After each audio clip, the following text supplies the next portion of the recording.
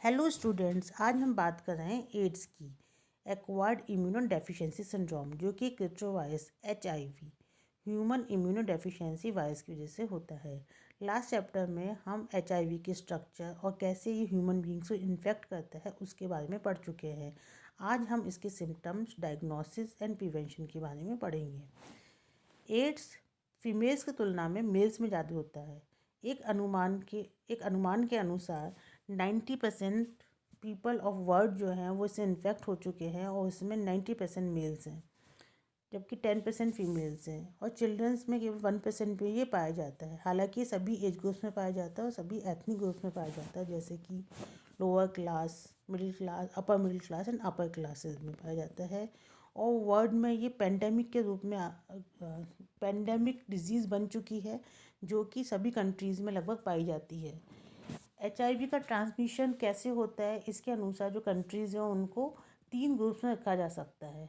Pattern first, इसके अंदर जो कंट्रीज़ होती हैं उनमें जिसका ट्रांसमिशन होता है, HIV का जो ट्रांसमिशन होता है वो होमोसेक्सुअल पर्सनस के द्वारा होता है या फिर IV ड्रग्स का यूज़ करने वाले लोगों के द्वारा होता है। ये कंट्रीज़ जो होती हैं वो नॉर्थ अमेरिका, साउथ अमेरिका या वेस्टर्न यूरोप, ऑस्ट्रेलिया, न्यूजीलैंड इसमें आते हैं।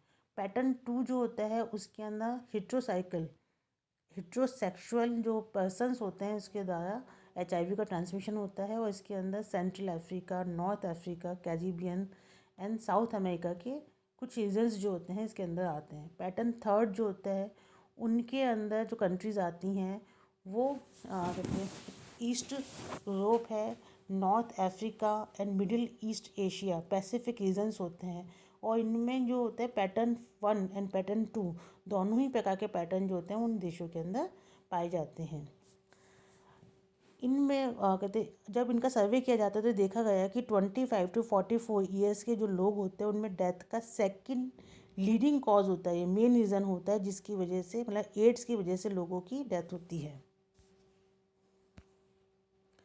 ये 20 to 49 ईयर्स के बीच में ऐसे लोग जो कि सेक्सुअली एक्टिव होते हैं उनके बीच में ये अधिकतर पाया जाता है। इसके अलावा ऐसे हाई रिस्क ग्रुप कौन से हैं, जैसे कि मेल होमोसेक्सुअल्स जो है या हेट्रोसेक्सुअल पार्टनर्स जो रखते हैं, या ड्रग्स एब्यूज़र्स जो होते हैं जो कि ड्रग्स लेते हैं इंजेक्शन के थ्रू, ब्लड ट्रांसफ्यूजन के थ्रू जो रेसिपिएंट्स होते हैं उनको फैलने का खतरा रहता है। हीमोफिलिक पेशेंट्स जो हैं या ऐसे पेशेंट जिनको कि STD है, सेक्सुअली ट्रांसमिटेड डिजीज़ जो होती हैं उनमें ये फैलने का खतरा रहता है।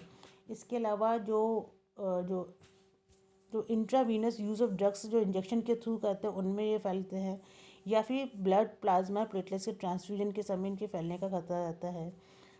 और इसके अलावा ये इन्फेक्टेड मदर से भी बच्चे के अंदर फैल सकते हैं। तो HIV जो है वो ब्लड स्ट्रीम में कैसे ट्रांसफ़र कर सकता है? ओपन कट्स के through, breaks in the skin, mucous membranes के थ्रू और डायरेक्ट इंजेक्शन के द्वारा ये ट्रांसफ़र कर सकता है। HIV के ट्रांसमिशन के रूट्स अगर हम देखें तो ये सेक्सुअल कॉन्टैक्ट के दौरान ये ट्रांसमिट हो सकता है, मेल टू मेल या फिर मेल टू फीमेल या फीमेल टू मेल या फीमेल टू फीमेल। जब सेक्सुअल कांटेक्ट होते हैं तो इसका ट्रांसमिशन हो सकता है। ये ब्लड एक्सपोजर, जैसे कि कहते हैं ड्रग्स जो होते हैं जब उनको इंजेक्ट किया जाता है या निडल जो होते शेयर की जाती हैं, कई बार ऑक्यूपेशनल एक्सपोजर हो जाता है, या फिर जो ब्लड प्रोडक्ट्स होते हैं जिसकी हम बात करते हैं ब्लड प्लाज्मा या प्लेटलेट्स जो ट्रांसफ्यूज़न होता है उसकी समय HIV का ट्रांसफ़र हो सकता है। या फिर पेरीनेटल या प्रीनेटल जो होता है ट्रांसफ़र हो सकता है, जैसे कि मदर से इन्फेंट में, या तो प्रीनेटल जो होता है वो गर्भाशय उसके प्रेगनेंसी के दौरान उसका ट्रांसफ़र हो सकता है, या फिर ब्रेस्ट फीडिंग के दौरान उसमें ट्रांसफ़र हो सकता है। ऑक्यूपेशनल ट्रांसमिशन जो होता है जैसे health care workers, hospital staff जो होते हैं जो कि उन पेशेंट के साथ डील करते हैं, या कॉन्टामिनेटेड जो एपरेटस होते हैं या उनके जो ब्लड उसमें आते हैं या निडल सिरिंज जो होते हैं उनके कांटेक्ट में आते हैं, उनको हो सकता है लेबोरेटरी वर्कर्स जो होते हैं जो कि इनके ऊपर एक्सपेरिमेंट्स कर रहे होते हों, उनके भी ऑक्यूपेशनल इनका ट्रांसमिशन हो सकता है, एक्सीडेंटली हो सकता है। इसके अलावा अदर रूट्स होते हैं जैसे कि ऑर्गन ट्रांसप्लांटेशन, आर्टिफिशियल इंसेमिनेशन या निटल प्रिकिंग, इसके थ्रू भी HIV का ट्रांसमिशन हो सकता है। इंक्यूबेशन पीरियड क्या होता है कि जब HIV का इन्फेक्शन हो जाता है बॉडी के अंदर और उसके बाद जब एड्स डेवलप होता है, मतलब कि इन्फेक्शन हो गया और फिर उसके सिम्टम डेवलप हो रहे हैं, उसका जो बीच का पीरियड होता है उसको हम इंक्यूबेशन पीरियड कहते हैं। और ये इंक्यूबेशन पीरियड जो होता है वो कुछ मंथ से लेके कई सालों तक या लगातार बना रह सकता है। और ये देखा गया है, एक एस्टिमेट किया गया है कि HIV से इन्फेक्ट होने वाले 75% लोग जो होते हैं उनमें एड्स जो होता है वो डेवलप हो जाता है और कई सालों तक उनमें बना रहता है। इसकी स्टेजेस की अगर हम बात करें तो इसमें जो स्टेजेस होती हैं बेसिकली 4 स्टेजेस में देखी गई हैं। इनिशियल इन्फेस्टेशन होता है इसके अंदर, सेकंड एसिम्प्टोमेटिक कैरियर स्टेट होती है, फिर एड्स रिलेटेड कॉम्प्लेक्स स्टेट होती है और फिर उसके बाद कहते हैं वेल डेवलप्ड एड्स इसमें पाया जाता है। इनिशियल स्टेज ये इनिशियल इन्फेक्शन, इनिशियल इन्फेक्शन जो होता है उसके अंदर इसको हम अर्ली या एक्यूट स्टेज भी कहते हैं। ये HIV की प्रारंभिक अवस्था होती है जो कि कुछ सप्ताह से कुछ महीनों तक चलती है। इसमें कुछ माइल्ड सिम्टम्स होते हैं जिसके फीवर उत्पन्न हो सकता है, लेकिन कोई ज़रूरी नहीं कि माइल्ड सिम्टम भी हों। और इस समय जो होता है इम्यून सिस्टम द्वारा एंटीबॉडी का निर्माण शुरू हो जाता है। 70% लोग पीपल जो होते हैं वो इस समय कुछ मतलब इसमें कुछ वीक तक जो होता है वो इनिशियल इन्फेक्शन जो होता है उस समय कुछ हल्के से रैशेज या फीवर या सॉर थ्रोट जो होता है उस जो होता है वो माइल्ड जो इलनेस जो होती है उसको वो फील करते हैं, लेकिन उनमें बहुत अधिक सिम्टम्स नहीं आते हैं। मतलब शुरू के जो 5 साल होते हैं उनमें ये सिम्टम्स नहीं आते हैं, लेकिन ये जो होते हैं स्प्रेडर होते हैं, कैरियर होते हैं जो कि दूसरे पर्सनस को इन्फेक्ट कर सकते हैं। और एक बार अगर किसी पीपल को इन्फेक्शन हो जाता है तो उसका लाइफ लॉन्ग बना रहता है। इस समय एंटीबॉडी रिस्पॉन्स अगर हम देखें 2 से 12 वीक के बाद जो होती है वो एंटीबॉडी ब्लड स्ट्रीम में आने लग जाती है। इस पीरियड को हम विंडो पीरियड कहते हैं। अगर इस समय इसका टेस्ट करवाया जाए, एंटीबॉडी टेस्ट करवाया जाता है तो वो नेगेटिव आता है। सेकेंड है एसिम्प्टोमेटिक कैरियर स्टेट। इसके अंदर एंटीबॉडीज़ बनना शुरू हो जाती हैं और डिजीज़ के जो सिम्टम्स जो होते हैं वो स्टार्ट होना शुरू हो जाते हैं। मतलब बहुत ज़्यादा नहीं आते हैं, जिसमें जनरलाइज्ड लिम्फो एडिनोपैथी जो होती है वो इसमें दिखाई देती है। ये भी अवस्था जो होती है कई सालों तक बनी रहती है, लेकिन इसमें जो इम्यून सिस्टम होता है उनमें कुछ ऐसे चेंजेस होते हैं कि जो इसमें ऑब्जर्व किए जा सकते हैं कि वो जो पर्सनस हैं वो डिजीज़ हैं या नहीं है। ये कैरियर स्टेट है, मतलब कि इस समय डिजीज़ के जो वायरस उसको कैरी किया जाता है और इसको ईजिली जो इन्फेक्शन जो है वो स्प्रेड किया जा सकता है। ये है। फिर नेक्स्ट आता है एड्स रिलेटेड कॉम्प्लेक्स। ये फाइनल या क्राइसिस स्टेज होती है जिसमें कि एड्स के सिम्टम्स जो होते हैं वो डोमिनेंटली जो होते हैं वो लक्षण उत्पन्न होने लगते हैं, प्रकट होने लगते हैं।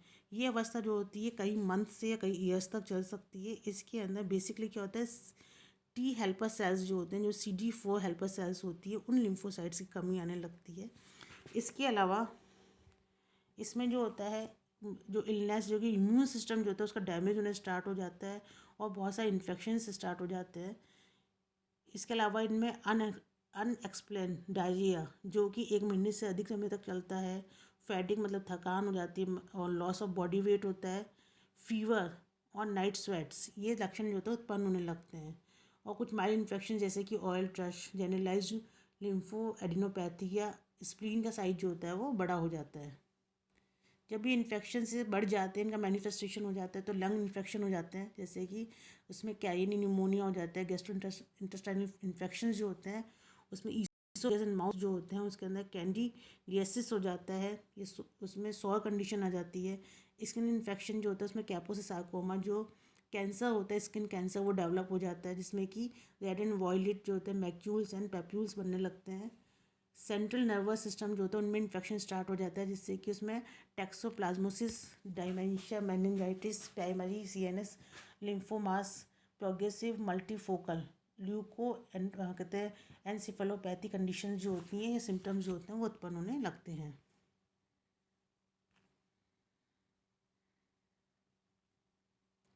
अगर हम डायग्नोसिस की बात करें, डायग्नोसिस में HIV एंटीबॉडी टेस्ट होता है जिसमें कि डिफरेंट एंटीजेंस जो होते हैं वो काम में ले जाते हैं, उनको आइडेंटिफाई किया जाता है। एंटीजेंस एंड एंटीबॉडी जो होता है उनके बेस पे जो होता है HIV को आइडेंटिफाई किया जाता है। वाइल्ड एंटीजन टेस्ट, इसके अंदर ब्लड डोनर्स जो होते हैं उनकी स्क्रीनिंग की जाती है इस टेस्ट के साथ, इसके द्वारा।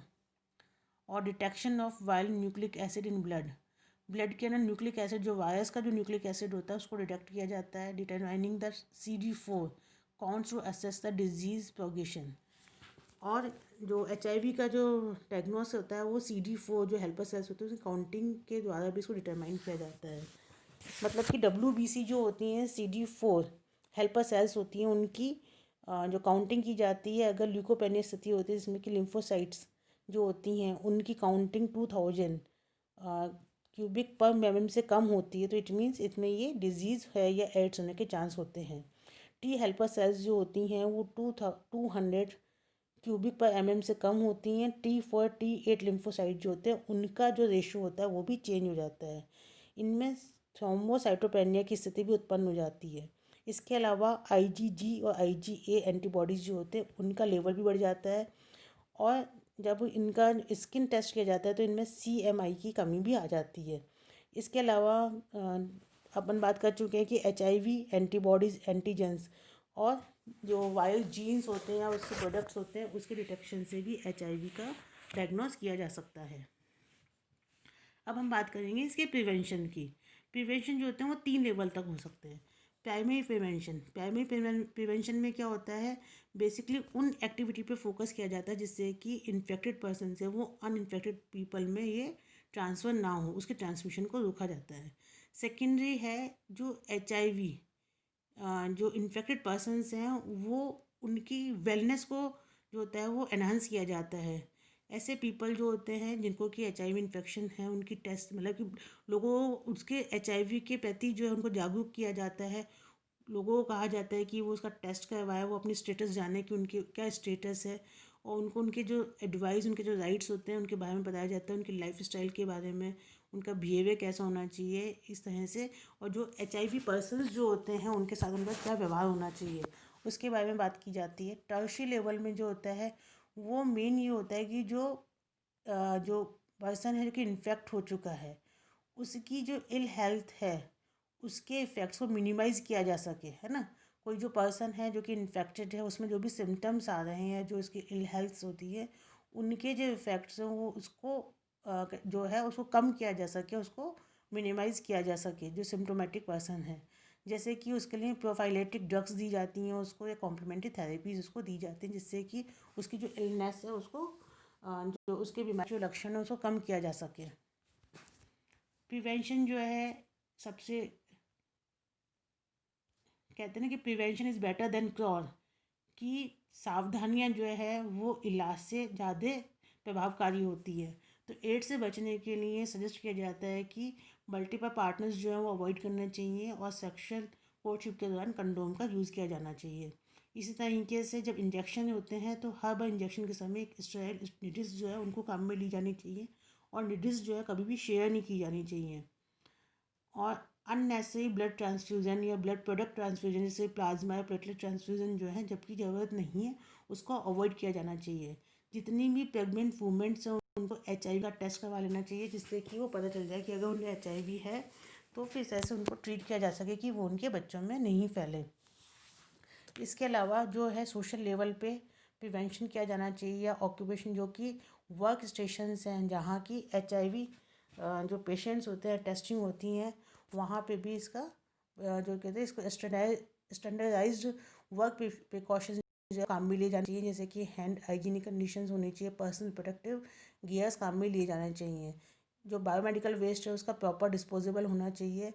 और सभी बात हेल्थ वर्कर्स जितने भी लोग हैं उनके HIV के जो इम्यूनाइजेशन होना चाहिए, उनके जो वैक्सीनेशन है वो होना चाहिए। और सबसे बड़ी बात एजुकेशन के थ्रू लोगों को एड्स की बीमारी जो है उसके बारे में प्रॉपर उसकी नॉलेज देनी चाहिए। Thank you.